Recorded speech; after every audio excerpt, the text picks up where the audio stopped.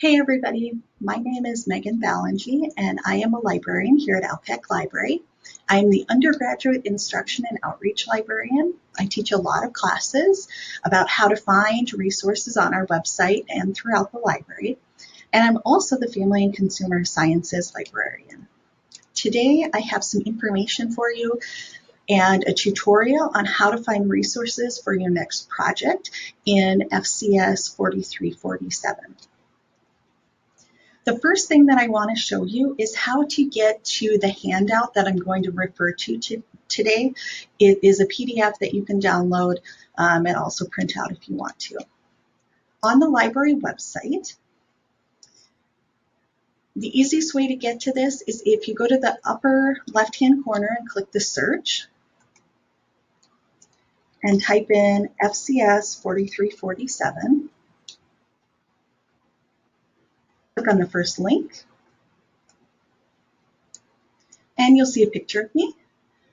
This is the research guide for family policy in family and consumer sciences. This guide has multiple pages and it goes into a lot more depth than I'm going to get into today. But if you're looking for additional information, this is the place to go. On the home page, in the center, there is a handout. And there's also some example research topics. I'm going to click on this handout and you'll see that it's loading in this next tab. So I'm going to be going back and forth between those two tabs today. Okay, taking a look at this real quick. On the top, I have information about me, how to contact me. You're welcome to email me. We can set up a research consultation. Basically, that's a meeting with me. And we can do it individually or with a group. All you do is go to this bit.ly here, or if you go back to the guide on this page, there's also a link that says schedule a research consultation right here. You'll put in your preferred meeting time and date, and we can set up an appointment then. What we can do during the research consultation is I can help you figure out how to find resources specific to your topic or your project. So if you need additional help, I'd be happy to meet with you. Sometimes this can be overwhelming because there's so much information if you're not familiar with the library resources or the library website. So please reach out to me. And also you're welcome to email me. We can email back and forth and do some troubleshooting that way too.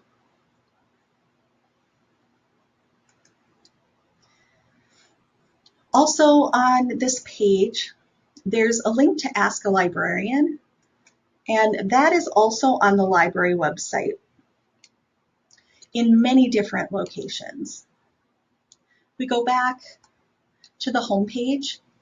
There's a widget here on this side of the screen. If you click that, this is where you can start to chat with us pretty immediately, ask questions if you're just looking for general information, or you get to a website within the library website that's there's some issues on that. You're welcome to start chatting with us there. Just a little bit about the library website and the library as a whole. We have some updates here with the COVID pandemic and our open and availability virtually and on site.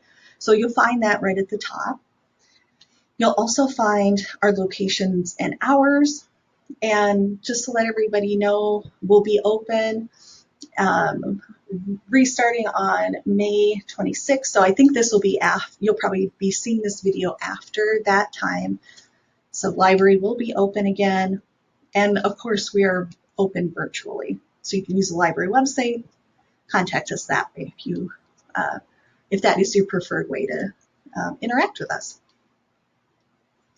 A few more things on the library website. If you scroll down to the bottom, you can see a link that says My Dashboard. If you log into that, you can see if you've checked out materials, the due dates, you can do renewals online, and a lot of other things.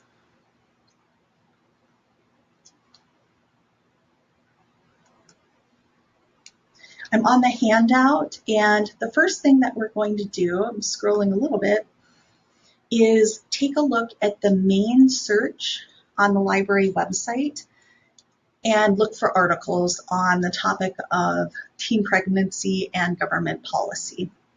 This was an example from another class. Just feel free to take notes and think about your topic, or pause the video and search using keywords for your topic while I'm showing you this as well.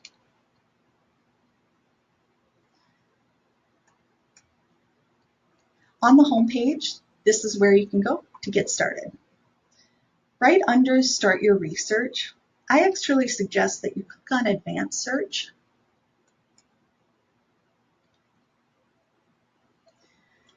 And I like this screen because it gives you a nice visual representation of the terminology that you're going to use to search for articles that match your topic.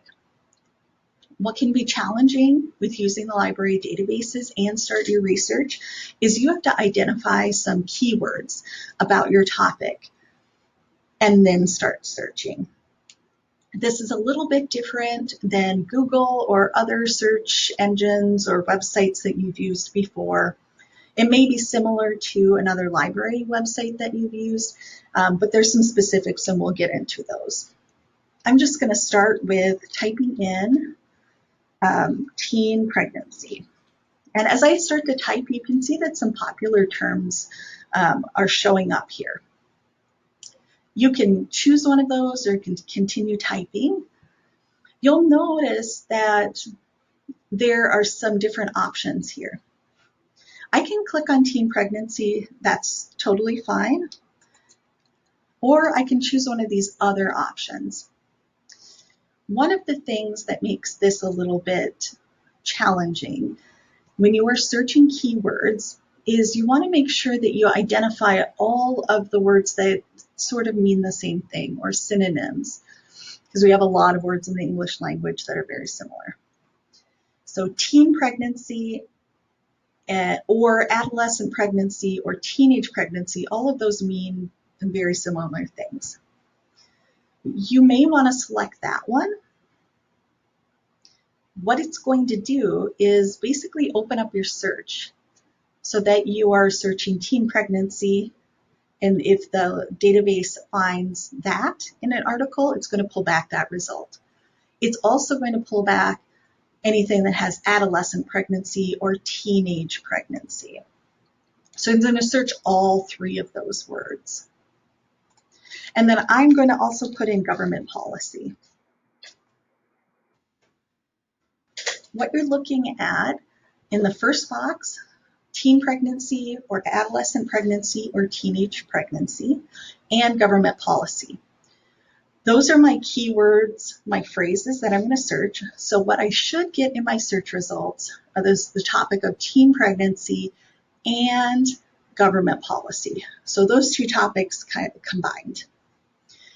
And don't worry if when you start off searching and start your research, this is just trial and error. If you don't find resources in your search results right away, that's totally fine. I will show you how to troubleshoot and try again. And nobody gets this right away, so don't take it too seriously if you can't find resources on the first search. Okay, so our first search, we have about 5,000 search results. You can see that in the about the middle of the screen. Now that's a pretty big number, so let's take a look at the rest of our search results, and also we can make some selections that do some filtering for us. I'm going to click back to our handout for a second. Now, some other things to try before we get to those search results. This gives you some explanation on how to combine your keywords and also how to think about your topic and identify those words, how to keep combining your searches until you find the articles that you're really looking for. I know that the probably the most frustrating thing about research is when you have a topic and then you can't find the articles or the library resources that support your topic. It may be that you're researching something that hasn't been heavily researched, so you're not going to find a lot of articles that combine all of the ideas in your research. And that's okay. You may have to pick apart your topic and search in a few different ways. That's all that research is taking some ideas and doing that synthesizing of those resources to make an argument your own. So if you get 0 search results, you may want to back up and try a few different keywords. And I have a few more that are in the handout at the top. Moving on to filtering those results. On our search results screen, I want to make some choices. 5,000 results is too many to look through, but we can filter. On the left-hand side, the first thing that I would probably do is click full text. What that's going to do is filter through and just show me resources that I can read full text. And I'm also going to choose to narrow down my publication date. So your professor may want you to search within the last 10 or 15 years or last few years. Sometimes you may be doing historical research, so you're looking at a certain time period. So you just, so you know, you can change those publication dates. So I'm just going to choose to search the last 10 years. And you can see I'm looking at my search results. Now I have about 2,000 search results. So the number is going to continue to be reduced, to go down, but what I'm going to see reflected on the search results are what I'm actually looking for and the kind of information. So this is all within the last 10 years. I don't need to look at information beyond that for this example. On the topic of peer-reviewed materials, this is the button that you can click if you need to have peer-reviewed articles in your project or paper. Going back to the handout, I have an example here, and this is just a screen capture of how to do that. Peer-reviewed articles have been reviewed before publication in a scholarly or academic journal by a panel of experts in that same scholarly or academic field of work. This is basically the cream of the crop of research materials. There are many different types of information and publications out there. Peer-reviewed materials are scholarly in nature, and the process that peer-reviewed materials goes through is pretty lengthy. So this is an example. A doctor conducts a research study about the positive effects of yoga on people experiencing anxiety. So it helps them do a little stress relief and helps relieve some of their symptoms of anxiety. The doctor writes that up, submits the written study to a scholarly or academic journal. Other doctors and experts that study the same things review the study for accuracy and quality. When the article is published, it is then considered peer-reviewed. So that's a little explanation about peer-reviewed materials. If you want more information about those types of materials, you can always look at my guide, my research guide that you have the address to I showed you at the beginning of this video. Going back, I've already clicked peer-reviewed, got that.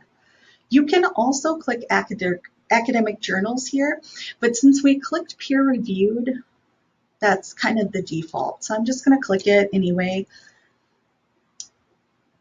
The library catalog, the difference with that is those are materials, you can think of it mostly as books we have in the library, physically the books we have, and also ebooks and other materials like DVDs, and some of our other collections.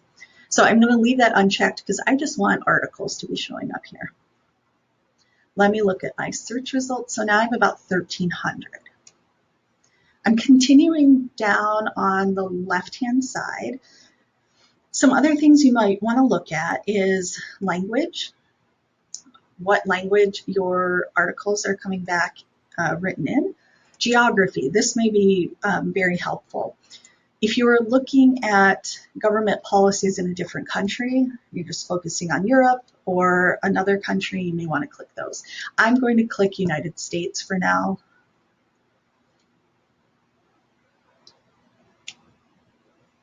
And now we have about 120 search results. So that's a much better pool of articles to take a look through. What that filtering is going to do is save you some time so that you don't have to look at each article and ask, okay, is this fitting all of my requirements? And you can look through them a lot quicker. Also, you can see what you've selected right here. It's going to show them all. So I've got full text, peer-reviewed, last 10 years. I chose academic journals, and I wanted the geography to be the United States. So we've got those. I'm going to pause here for just a second. Go back to the handout. I'm going to scroll just a little bit. The next thing that we're going to do is look at some of these articles, and that's what this next page is showing you. Some areas of the article that are very important. So I'm going to point those out to you when we take a look. Let's look at this first search result, ideology or evidence. Just by glancing at this, I can see this is the article title. I've got more information like the authors, where this was published, some subject areas, and then I see links to full text, HTML full text, PDF full text, view complete issue, and PlumX metrics. I can click on those right away, but what I would suggest to you is to click the article title, because there's a few more tools available to you if you click the title first and then you access the information from there. This is the screen that you'll see in the handout where I've got some things circled. Looking at information about this article, title, authors, the source, this is where this was originally published. This was published in the American Journal of Public Health in March of 2019. You can also see subject terms listed here. And sometimes in my example on the handout, there may be author supplied keywords. Those, if you find keywords in your article, those are the types of words that you can switch up in your search boxes. When you see subject terms, this is a more broad category. So sex education for teenagers, that's a really large category. You're looking for, well, I'm looking for teen pregnancy and government policy, and that is a little more narrow. So just keep in mind that if you click on these, it's going to broaden your search a little bit more. And sometimes that can be helpful if you start to get very few search results and you want to start to look at other articles so that you don't have such a limited amount. This is a way that you can do that. But right now I have over 100 articles. I'm doing just fine with that pool of results. A little bit further down, you'll also see the abstract, which is a summary of the article. Let me point out a few more things on this screen. In the upper left-hand corner, this is where you're going to see what kind of access you have to the article. I already selected full text, but this article, we actually have access in a few different ways. HTML full text, PDF full text, view complete issue. You can choose any one of those. It's the exact same article. It's just where it lives and how the library has purchased access to it. The difference between the HTML full text and the PDF is the PDF looks just like it was published in that American Journal of Public Health. I just clicked on the PDF. You can see it looks like a magazine article or journal article. Usually these, if they do have photographs or charts, it'll be very colorful and it'll be very easy to download, right? If I go back and I click on the HTML full text, this is the exact same article, but it is stripped of all that formatting. Same article, there are some options here. You can choose the language. You can actually translate this to other languages. And you can also click this listen, so you can have this program read the article to you. That can be really helpful. So it's your choice. You can click whichever one you want. Just note that the thing that I want you to take away from this is just go to the upper left-hand corner and take a look through the options that are being provided for you, and you can choose from there. On the right-hand side are some tools. This is how you can save the article, print it. It's your choice. If you're saving to a Google Drive, just make sure that's open and it's actually saving the articles. The same thing if you click the save button. If you're saving to your file space or online, just make sure it's going where you want it to go. Some other things that are helpful here on the side is the Permalink. This is very important. If you haven't saved the article, maybe you're running on low on time and you're just trying to, save the link and then go do something else. You never want to use the URL at the top of the page. That's an unstable link and it won't save.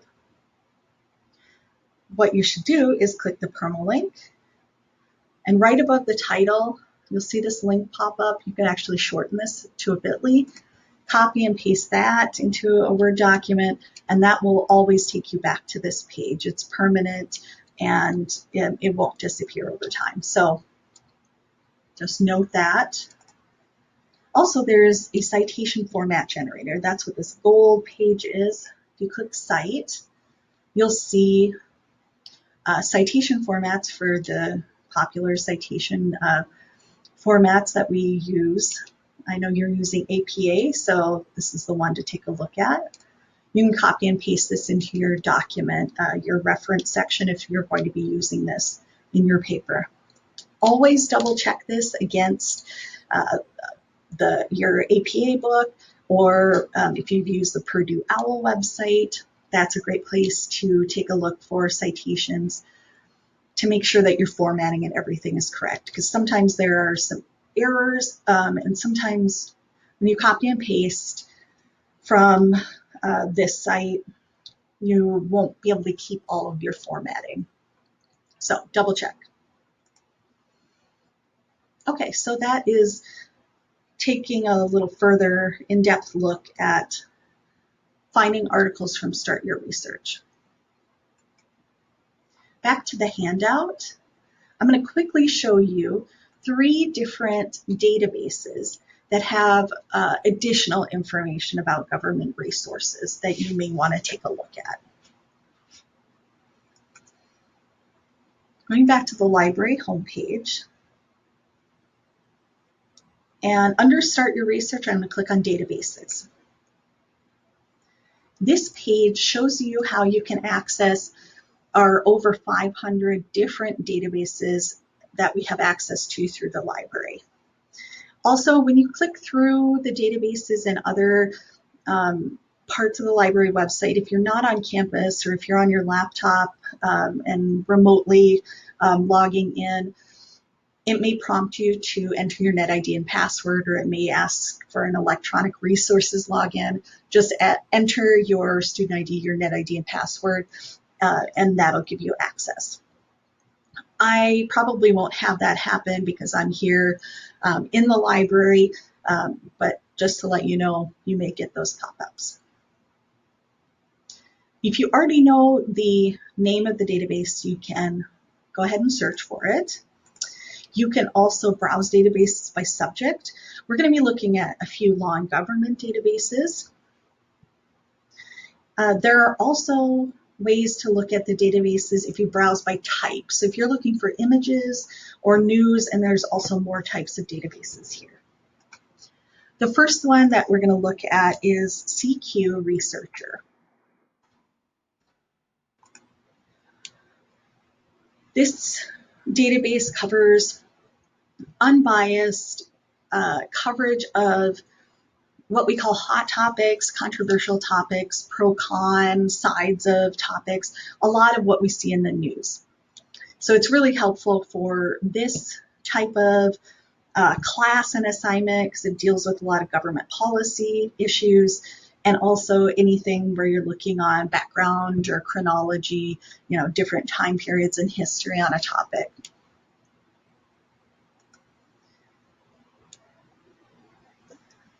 On the home page, what you see, and what I would suggest is to browse the topics. By clicking through and browsing, you're going to be able to find your topic better, I think, than using the keyword search that's in the upper right-hand corner. For some reason, this search doesn't really work that well. For example, I searched teenage pregnancy before, and what I get is a lot of search results that do have pregnancy in the pages, but it's not exactly what I'm looking for. If I go to browse topics, and then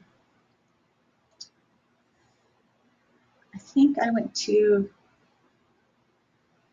I'm trying to remember what I was looking at before. I think I just went to government functions. No, I did not. Let me look. That's not it. Okay. I think maybe law and justice.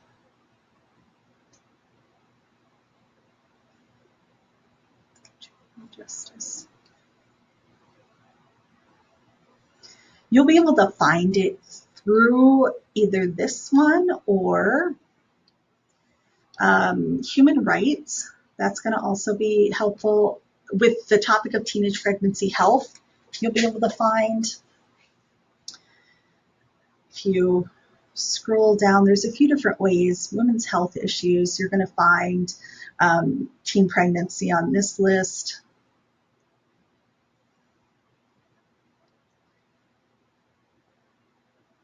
If you go to health, that is also going to be our personal and family relations. We can look that way too.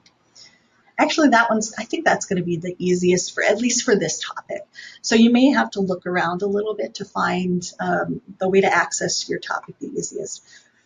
So if I click on teenagers, and there's a lot that are going to fit this, but I see one that's teenage pregnancy. If I click on that, I will see a lot of different reports on pregnant teens, various time periods.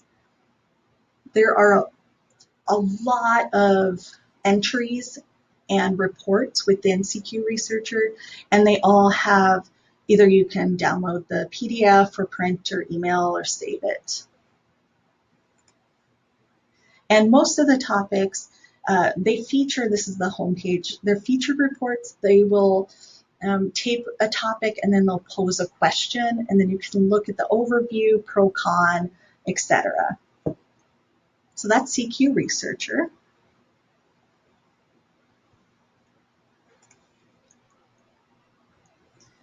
The next one we're going to look at is Congressional Publications.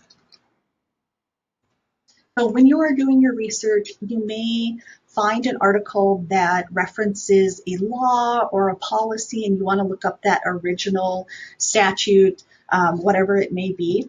This is one of the sites where you can do that. You'll notice that all of these databases look a little bit different, so you just kind of have to look around. They mostly have the same features: a search, a way to save or send the PDF, and also they mostly, the ones that you're going to look at anyway, are for this class, follow the search bar kind of in the middle of the screen, and then filters that you can choose from on the left-hand side. So in the center of the screen, I am going to search teenage pregnancy. So if I can search a few different ways. I can look up directly a hearing or bill. If I have the numbers, I can put that in my search. I can also search by topic. So I just searched this topic of teenage pregnancy, and I can take a look at any of these hearings or reports. On the left-hand side, you can filter these by date. You can just look at bills and laws, House and Senate documents. And if you scroll, there are more options on various topics. I'm going to click on bills and laws. So we have around 350 results. If I click on this, I can read more information about this bill. This is a bill to authorize the Secretary of Health and Human Services care programs to provide youth in racial or ethnic minority or immigrant communities the information and skills needed to reduce teenage pregnancies. By looking up topics, you may also be able to really focus in on what you are most interested in or most passionate about when you're doing your research. If you want to focus on teenage pregnancy within a certain population of people, a minority, maybe in Central Texas, etc., you can identify that by doing a little bit of searching first too. So you can access this with the full text, the Permalink, etc.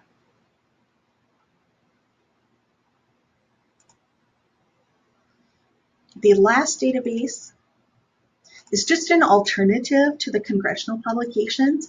It's called GovInfo. This has a lot more information about government, and it's a little bit easier to search. You'll also see trending information. This has a lot about the coronavirus. If you're interested about the CARES Act, any of that, you can search this website again by like the public law numbers, by topic or titles of reports as well.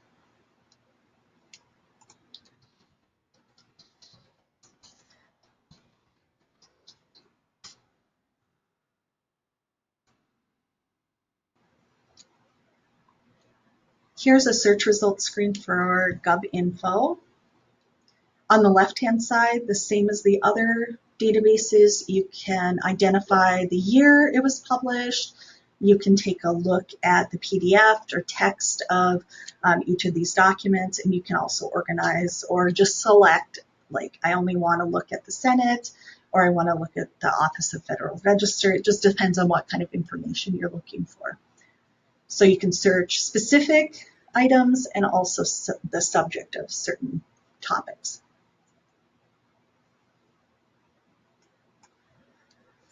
Going back to the handout, there's one other thing I wanted to go over really quickly. I had a research meeting or research consultation with a student from this class previously.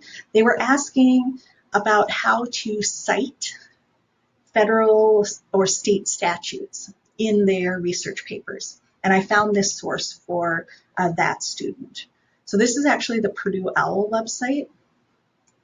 I can click on this link.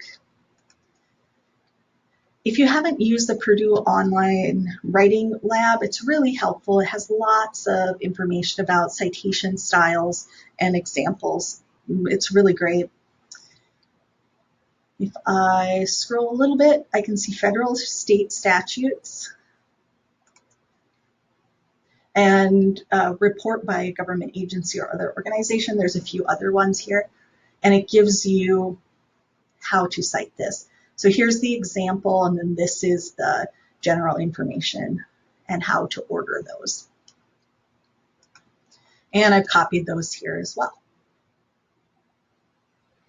Okay, so that is the information that I wanted to go over today. You have my information as far as contacting me if you need more help. And I hope you have a good day and good luck on your assignment.